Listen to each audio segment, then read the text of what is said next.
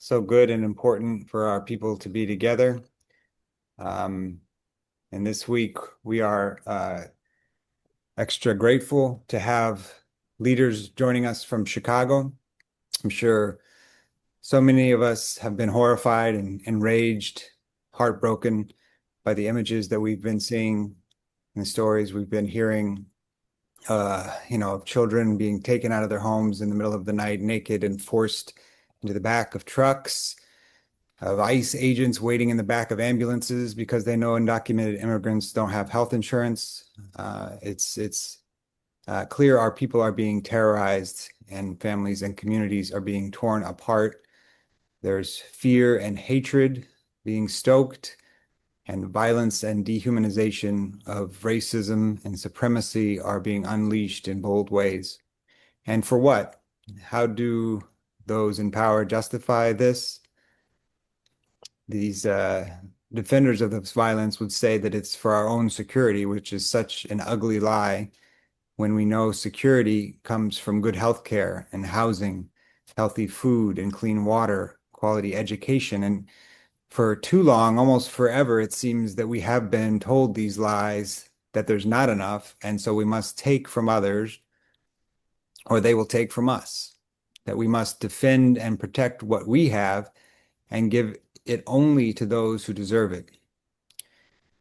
The thinking is that what we have should not be given freely and according to need, but controlled and given according to who can pay for it. And at the center of this way of being in the world, we don't find God. Or in other words, we don't find the love and justice that binds us all. What this way revolves around is the enrichment of a few and sustaining the system that justifies their enrichment. And as ugly as it is, this terror and dehumanization and this unleashed hate and racism is not new. Indeed, it is a grotesque, unmasked version of a truth that has long operated in this country and across history. It is the violent thrashings of a dying empire. And we might recall something similar in the hardened heart of Pharaoh, as 10 plagues, not one, were unleashed on the people of Egypt. Pharaoh refusing to see the new and admit the dying of the old. We saw it with Herod, who went to the extreme of genocide out of fear of the new way being born in Palestine.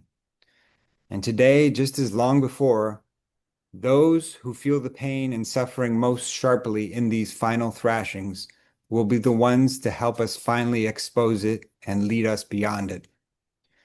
This truth, too, has long been part of the stories of struggle against empire, where we see God move among the brokenhearted, suffering, to fight for a world of justice and peace and abundance for all. The late Walter Brueggemann said that the new beginning is not among those who operate the old order. Rather, it emerges among the victims of the old order. The announcement of the birth of Jesus, for example, of a new way that will liberate the ways of domination and empire, came among a barren old woman, Elizabeth, an innocent but believing young woman, Mary, an old man that was struck dumb, Zechariah, and society's rejects, the shepherds. And we should note that it also came in the form of song, not in a lecture or anything else, but in song. And this new beginning that we read about in this story of the birth of Jesus is a place of amazement because those who receive it are the ones who had known the depths of grief. Thus, amazement happened among them, among us, and not among those who had not yet grieved the death of an old age. And it is with this in mind that we must care for each other and resist. We must show up for our people every day, be part of rapid response teams, share meals and resources, and join together and find our courage. And when we are together, we should sing, and we should pray and study and listen for that song that announces the new way beyond the suffering of today. And finally, get truly organized and find our power. Just one more thing I want to share before we get started.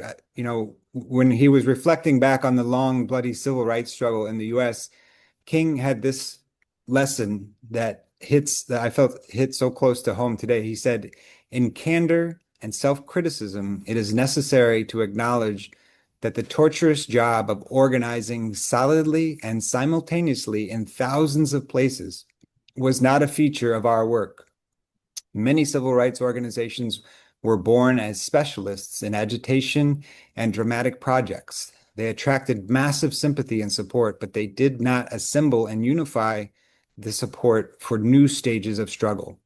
To move to high levels of progress, we will have to have people tied together in a long-term relationship that instead of evanescent enthusiasts who lose their experience, spirit, and unity because they have no mechanism that directs them to new tasks. So it is in this spirit we gather tonight and every night here at the Freedom Church of the Poor.